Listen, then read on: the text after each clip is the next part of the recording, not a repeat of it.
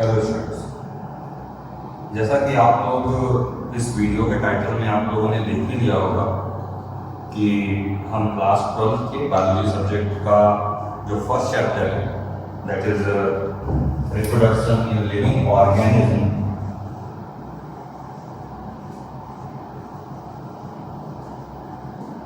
Reproduction in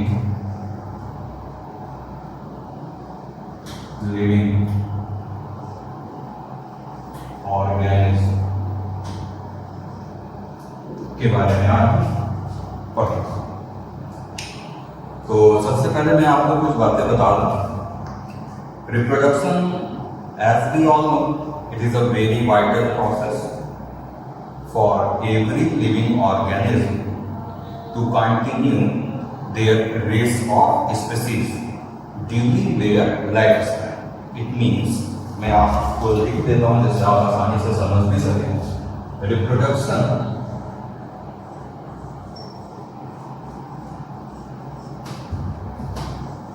is a very vital process. Reproduction is a very vital process for every living organisms to continue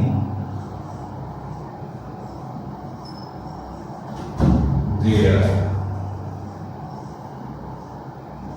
race of species during their life span.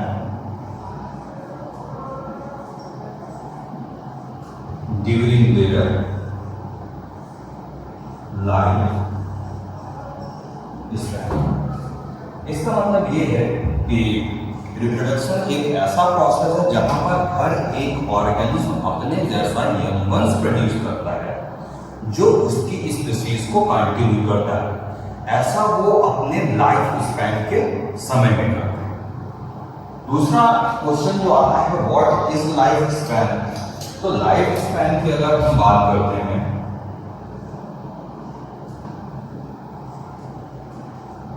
life span is the time period from birth till natural death।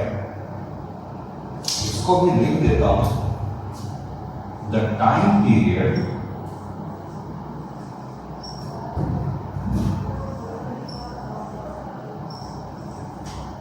from birth till natural death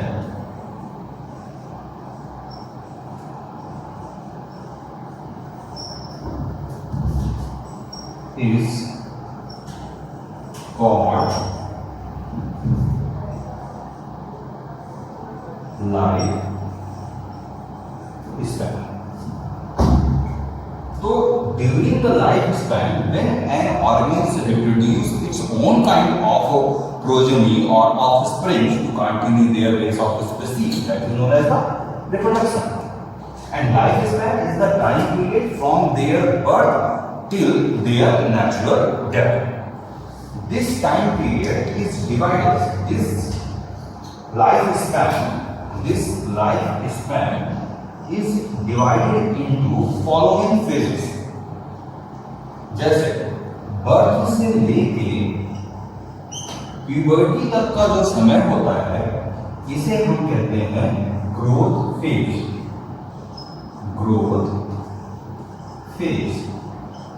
और it is also known as juvenile phase, जहां पर body की full growth and development होता है। Body के सभी system properly work करना शुरू कर रहे होते हैं।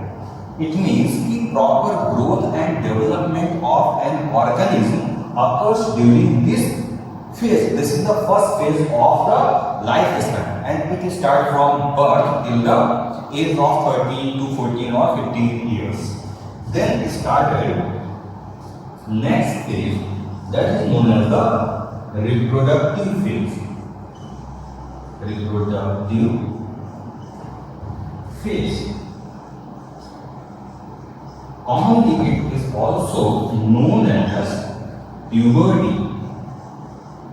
जैसा कि आप सबको पता है, puberty is the phase in which reproductive organs are functional. इसे हम reproductive phase भी कहते हैं, जहां पर हर एक ऑर्गेनिज्म प्रिपेयर होता है अपने जैसा यंग वंस प्रोड्यूस करने के लिए. It starts from the 14 to 15 years till the age of on an average 55 to 60 years. उसके बाद फिर नेक्स्ट फेज स्टार्ट होता है लाइफ का, that is known as the aging. जहां पे हमारे कुछ सिस्टम्स धीरे धीरे काम करना स्लो कर देते हैं. इसको हम प्लांट्स में सेनेशंस कहते हैं. And at last phase, that is the death. तो हर एक ऑर्गेनिज्म का लाइफ स्पैन ये 4 फेजेस में डिवाइड होता है. हर एक ऑर्गेनिज्म का जो लाइफ स्पैन होता है वो भी डिफरेंट होता है. उसमें से कुछ एग्जांपल्स मैं आपको बता रहा हूं. कुछ ऑर्गेनिज्म ऐसे होते हैं जिनका लाइफ स्पैन कुछ आवर्स का ही होता है. कुछ ऐसे होते हैं जिनका ईयर्स में होता है, और कुछ ऐसे भी होते हैं जिनका life span thousands of years होता है. एग्जांपल्स देखिए मैं आपको बता रहा हूं. Life span, shortest life span, shortest life span हमें देखने को मिलता है एक फ्लाई में जिसे हम मे फ्लाई कहते हैं, और it is also known as one day fly. One day fly. अब नाम से आप समझ गए होंगे कि इसका लाइफ स्पैन 1 डे का होता है. इसके अलावा साइकैडा, इसका लाइफ स्पैन भी 1 डे होता है, या हम कहें 24 आवर्स. इट मींस 24 आवर्स में ये अपने लाइफ के 4 फेजेस को सर्वाइव करता है. दूसरा और हम बात करते हैं लॉन्गेस्ट लाइफ स्पैन.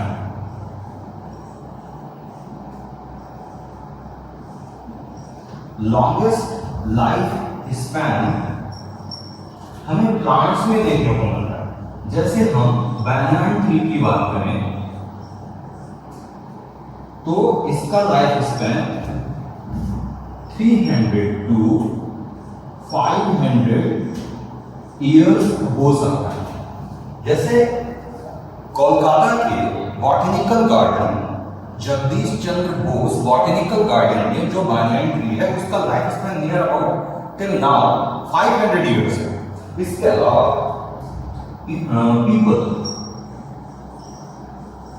पीपल का life span 2000 years to 3000 years हो सकता है. इसी तरह एक दूसरा प्लांट रेडवुड का life span 3000 years to 5000 years हो सकता है. पैरेट का लाइफ स्पैन, इंडियन पैरेट का लाइफ स्पैन 32 से 40 ईयर्स तक होता है. टॉर्टॉइस का लाइफ स्पैन 150 टू 200 ईयर्स तक हो सकता है. तो अलग अलग ऑर्गन्स का लाइफ स्पैन अलग अलग होता है, और during their life span they grow in their growth phase, then they are enter into the reproductive phase, and then they start decline towards aging, and at last they will die। ये life span हो गया। अब हम बात करते हैं different types of reproduction.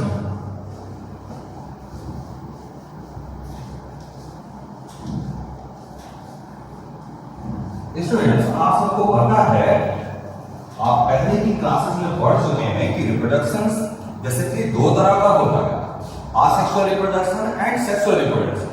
हम उन्हीं चीजों को पढ़ेंगे यहाँ पर, थोड़ा और हम उसे डिटेल में पढ़ेंगे। तो सबसे पहले हम बात करते हैं asexual reproduction। asexual reproduction asexual reproduction is also known as apomixis। asexual reproduction is also known as apomixis। इसके अपने कुछ कैरेक्टरिस्टिक्स हैं।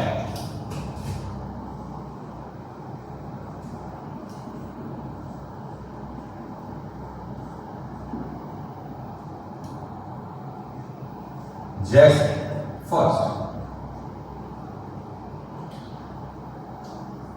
they require only one parent। only one parent required। ये मोस्टली लोअर ऑर्गन्स में होता है। दूसरी चीज, there is no formation or and fusion of gametes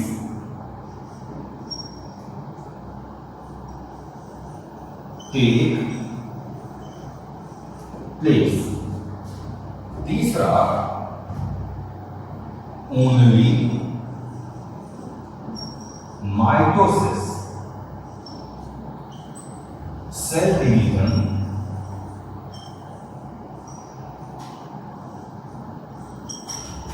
takes place। Next characteristic feature, यहां पर इनसे असेक्सुअल रिप्रोडक्शन के थ्रू जो ऑर्गेनिक्स न्यू ऑर्गेन्स फॉर्म होंगे जिन्हें हम ऑफस्प्रिंग्स या प्रोजेनी कहेंगे। So offsprings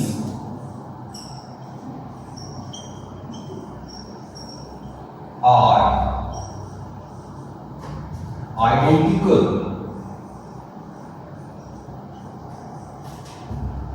to their parents, जिन्हें हम क्लोन्स कहते हैं या तो फिर हम इन्हें रैमेट्स कहते हैं, RAMETS, रैमेट्स कहते हैं। नेक्स्ट पॉइंट में, it is less energy and time consuming process।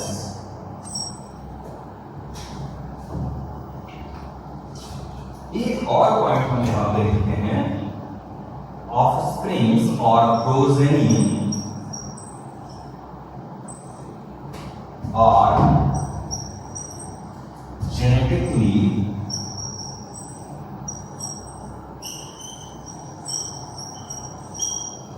and morphologically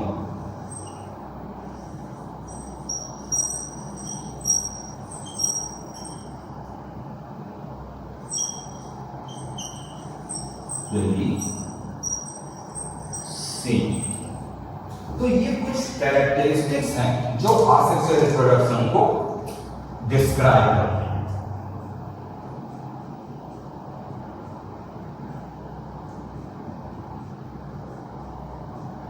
hopeful ये सारी बातें आपको समझ में आ रही हैं। तो मैंने कहा कि असेक्सुअल जिसे हम एपोमिक्सिस भी कहते हैं, इसके अपने कुछ कैरेक्टरिस्टिक्स हैं।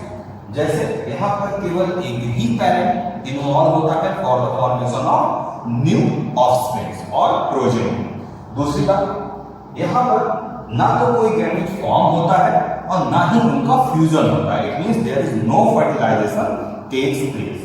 नेक्स्ट, यहाँ पर पूरा जायगोट और ऑफस्प्रिंग्स डेवलप होता है केवल और केवल माइटोसिस सेल डिवीजन से। गैमेट्स फॉर्मेशन होता ही नहीं है, न्यू ऑफस्प्रिंग्स जो फॉर्म होते हैं वो माइटोसिस सेल डिवीजन के थ्रू ही फॉर्म होते हैं।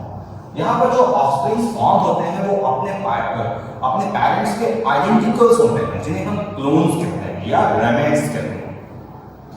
ये जो प्रोसेस है इसमें बहुत ज्यादा समय नहीं लगता है और बहुत ज्यादा एनर्जी भी इन्वॉल्व नहीं होती है। यहाँ पर जो न्यू ऑफस्प्रिंग्स या प्रोजेनी फॉर्म होते हैं वो जेनेटिकली और मॉर्फोलॉजिकली सेम होते हैं। So these are the characteristics of asexual reproduction. अभी हम बात करेंगे different types of asexual reproduction.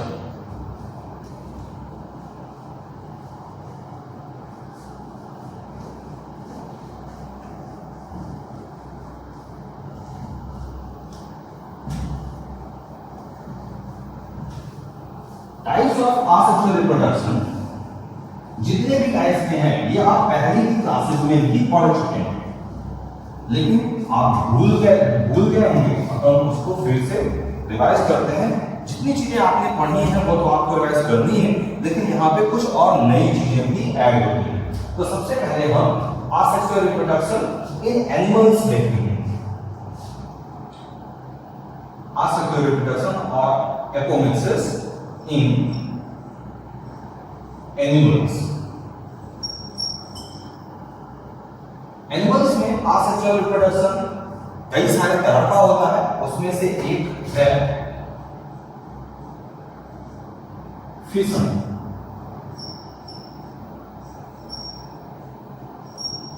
Fission का मतलब होता है break, divide. Fission lower organ में होता है, अमीबा, पैरामीशियम, यूग्लिना जैसे ऑर्गन में होता है। इसके दो टाइप्स में देखने को मिलते हैं। एक को हम कहते हैं बाइनरी फिशन,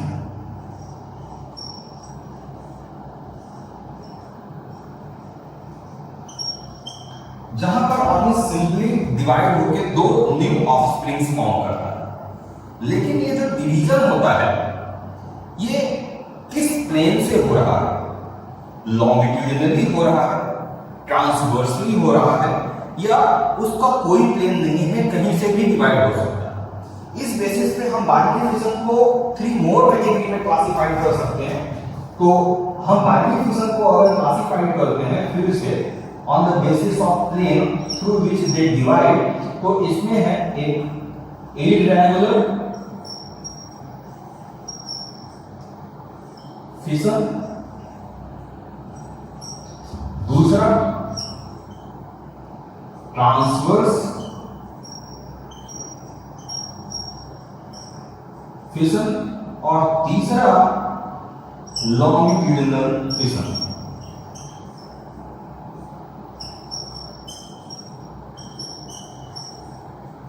तो ये किस बेसिस पे है?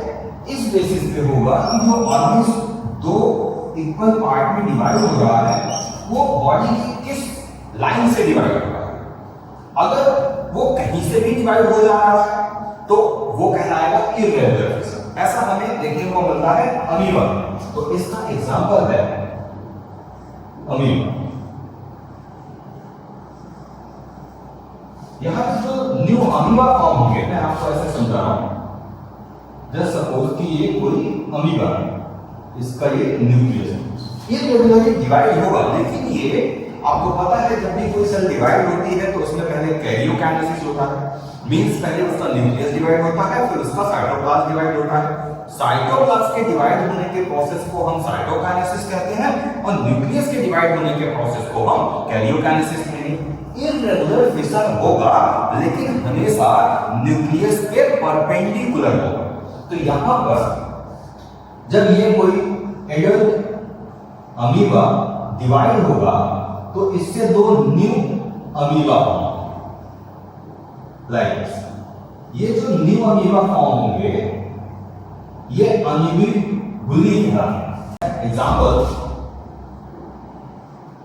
ट्रांसवर्स डिवीजन, जब कोई लोअर ऑर्गेनिज्म ट्रांसवर्सली डिवाइड होता है तो वो कहलाता है ट्रांसवर्स फिशन। और ये है एग्जाम्पल यहां पर हमें देखने को मिलता है पैरामीशियम।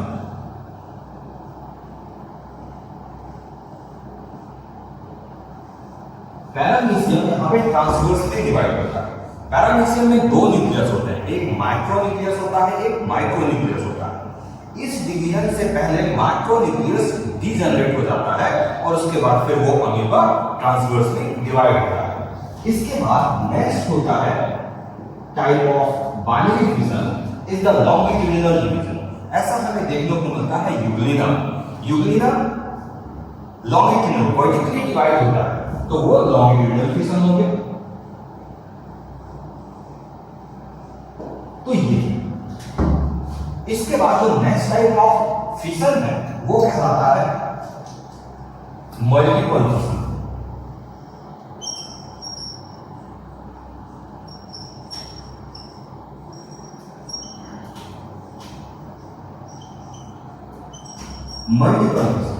मल्टीपल फिशन हमें देखने को मिलता है, अमीबा में भी देखने को मिलता है and it mostly occurs in the Plasmodium.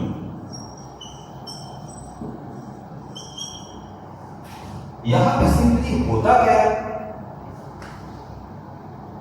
Plasmodium के चारों तरफ एक प्रोटेक्टिव वॉल फॉर्म होती है ड्यूरिंग अनफेवरेबल कंडीशन, और उस प्रोटेक्टिव वॉल के अंदर जो न्यूक्लियस होता है, सेल का जो न्यूक्लियस होता है वो डिवाइड होता है अगेन एंड अगेन, और a bit of cytoplasm also surrounded each nuclei, and after favorable condition, जब कंडीशन फेवरेबल हो जाती है, the cyst breaks down and produces large number of progeny. Such type of fission is known as the multiple fission. Okay? तो asexual reproduction in animals में हमने देखा कि fission basically दो तरीके का होगा, बाइनरी फिशन और multiple fission. As name suggest की बाइनरी फिशन में जो पेरेंट सेल होगी वो डिवाइड होकर two new daughter cells form करेंगे या प्रोजेनी फॉर्म करेंगे। मल्टीपल फिशन में एक साथ कई सारे प्रोजेनी प्रोड्यूस होते हैं। मैंने कहा कि बाइनरी फिशन एक ऐसा फिशन होगा जो उसमें कई सारे प्लेन्स पे ऑर्गन्स डिवाइड हो सकते हैं। उसमें से यहाँ पे तीन हम देख रहे हैं कि अगर कोई ऑर्गन्स किसी भी प्लेन से डिवाइड हो जाता है, किसी भी लाइन से वो डिवाइड हो जाता है, तो सच टाइप ऑफ डिवीजन और fission is known as the irregular fission. ऐसा देखने को मिलता है हमें amoeba.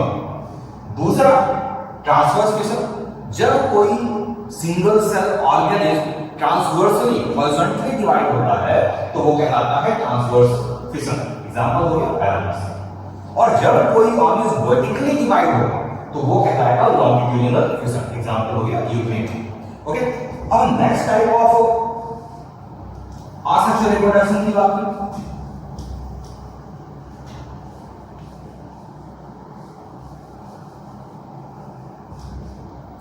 Next one is the burden.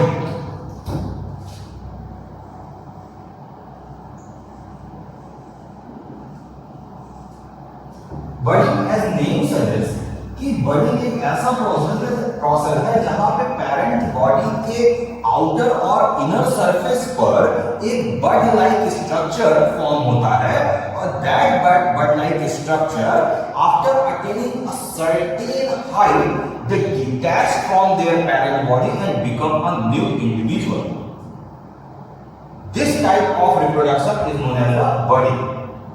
But the new organism which is developed from the parent body, they develop from the outer surface of the plant body or from the inner surface of the plant body. On this basis, budding is further classified into two types, that is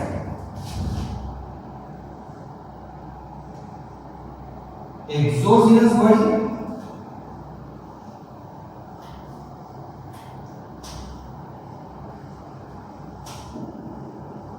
and endogenous budding.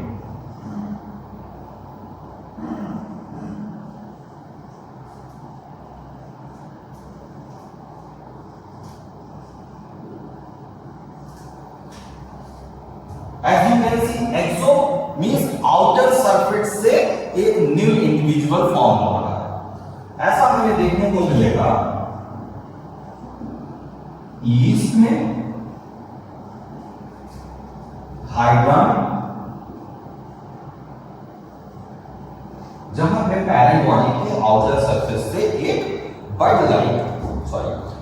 Like outgrowth form होता है, and after getting a height they separate from their parent body and become a new individual. Endogenous body it means new bud are form inside the parent body. Example है इसका Spongilla. ये एक fresh water sponge. Sponge की body जो होती है वो वैस लाइक होती है। आपने पढ़ा होगा 11th क्लास में, आपने पढ़ा होगा इसकी एक आउटर वॉल होती है, उसमें बहुत सारी ओपनिंग्स होती हैं जिन्हें ऑस्टिया कहते हैं, और इसकी टॉप पर एक ओपनिंग होती है जिसे ऑस्कुलम कहते हैं। इसके अंदर जो कैविटी होते हैं उसे स्पॉन्जियोसील कहते हैं। वहां पर हमें बहुत सारे बर्ड लाइक स्ट्रक्चर्स देखने को मिलते हैं जिन्हें हम गेम्यूल्स कहते हैं। These gemmules are produced from their body and become a new individual. So this is the endogenous body. Now next,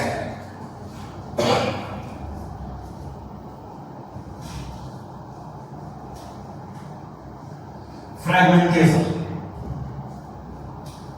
Next type of asexual reproduction is fragmentation. Fragments means there are so many small parts, and formation of new individual from the small part of the parent body is known as the fragmentation. Example,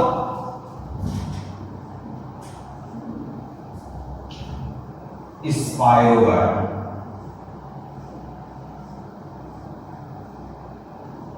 rhizomes.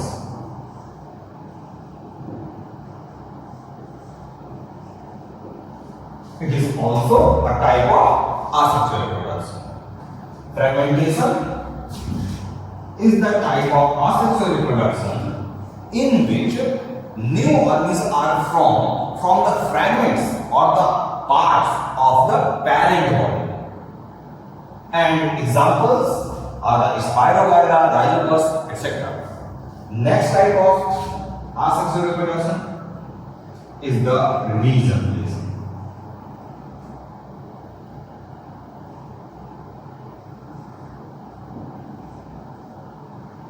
Regeneration basically is a method of forming of lost body part. जैसे आपने देखा है कि lizards typically की tail accidentally or naturally if detached from their body it will produce, that is regeneration. ऐसा starfish में भी देखने को मिलता है. But in some organisms a whole body can form from the part of the organism. जैसे प्लानिडिया की body ये एक फ्लैट वॉर्म है और इसकी बॉडी के आप कितने भी पार्ट्स करते हैं उन सभी पार्ट से एक न्यू प्लानिडिया फॉर्म है। ऐसा ही स्टारफिश के साथ देखने को मिलता है। स्टारफिश के एक सिंगल आर्म से वो पूरी की पूरी स्टारफिश फॉर्म हो सकती है। So basically regeneration is a method of growing of lost body part, but in some cases it can regenerate a whole organism. That's why it also comes under the heading of asexual reproduction. Okay, इसका example है starfish,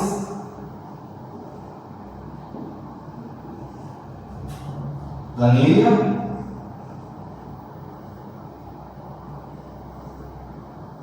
etc. Next type of asexual reproduction is the plasmodon. It is also a type of reproduction in which an organism divide to form two new individuals. ऐसा हमें मल्टीन्यूक्लिएट organism में देखने को मिलता है। जैसे एग्जाम्पल ऑप्लनिन, ये एक मल्टीन्यूक्लिएट ऑर्गेनिज्म, इसके अंदर कई सारे न्यूक्लियस होते हैं, like this. Just suppose there is 14 nucleus. यहां पे हमें जो डिफरेंट थिंग देखने को मिलती है, नॉर्मली हम देखते हैं कि जब भी कोई सेल फॉर्म होती है, सॉरी डिवाइड होती है, तो वहां पर पहले कैरियोकाइनेसिस होता है, देन साइटोकाइनेसिस होता है। लेकिन इस प्लाज्मोटॉमी वाले केस में हम देखते हैं कि पहले साइटोकाइनेसिस होगा, मींस कि यहां पे जो दो न्यू सेल्स फॉर्म होंगी, वो न्यूक्लियस के डिवाइड होने से पहले इसका साइटोप्लाज्म डिवाइड होगा और यहां पे टू डॉटर सेल्स फॉर्म होंगे, लाइक दिस। यहां पे 14 न्यूक्लियाई था, तो इसके जो न्यूक्लियस है वो हाफ इस सेल में आ जाएंगे और हाफ इस सेल में आ जाएंगे, लाइक दिस। तो यहां पे पहले साइटोकाइनेसिस हुआ,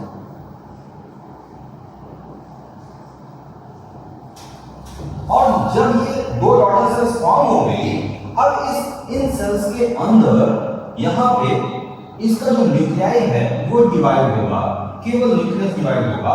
अब यहां पे जो सेल्स होंगी वो फिर से अपने पेरेंट सेल्स के इक्वल हो जाएंगे, तो यहां पे भी 14 न्यूक्लियाई हो जाएगा और यहां पर भी कैरियोकाइनेसिस होने के बाद 14 न्यूक्लियाई हो जाएगा।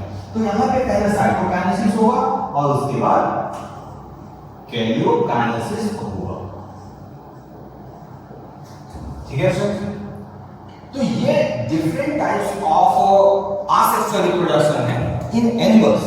एक और ही टाइप की बात करते हैं, that is spore formation. Spore formation is also a method of asexual reproduction, and it mostly occurs in fungi. That is spore formation. Example: fungi. यहां पे जो न्यू ऑर्गेनिज्म फॉर्म होता है वो इनके स्पोर से फॉर्म होता है, लेकिन यहां पे जो स्पोर होते हैं ये दो तरह के हो सकते हैं, एक मोटाइल होंगे और एक नॉन मोटाइल। जो मोटाइल होंगे उन्हें हम जू स्पोर कहते हैं, जो मोटाइल होंगे इन्हें हम जू स्पोर कहेंगे। Example: Calamidomonas.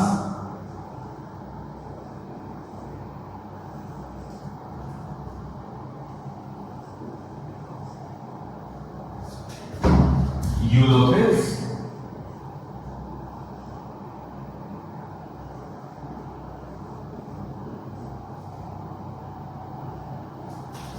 They have motiles. और कुछ ऐसे भी होते हैं जिनके स्पोर्स नॉन मोटाइल होते हैं, और ऐसे स्पोर्स जो नॉन मोटाइल होते हैं उन्हें हम कहते हैं कोनाइडियम। ये होते हैं नॉन मोटाइल। एग्जाम्पल है Penicillium.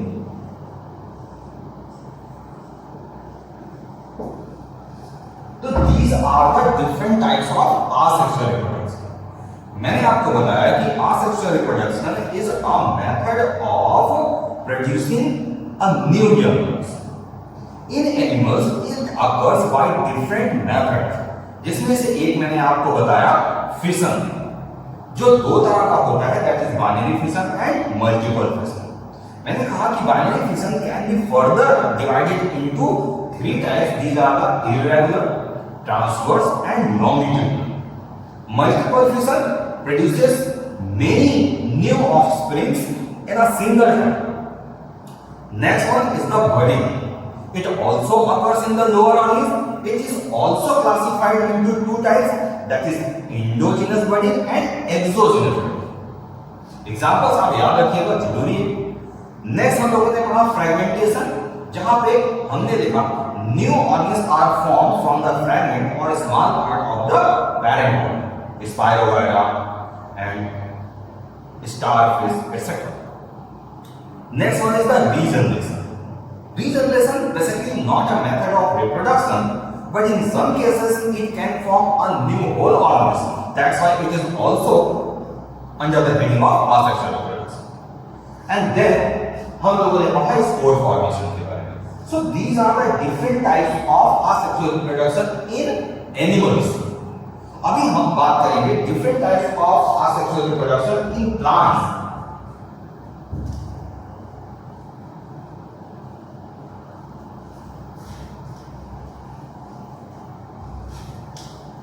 Asexual reproduction in plants can be occurs by broadly three methods.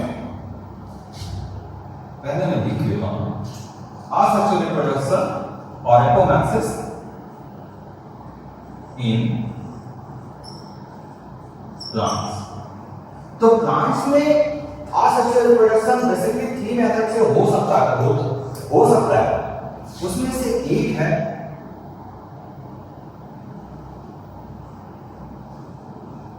Vegetative propagation. कई सारे तरह होता है, हम इसको डिस्कस करेंगे. दूसरा है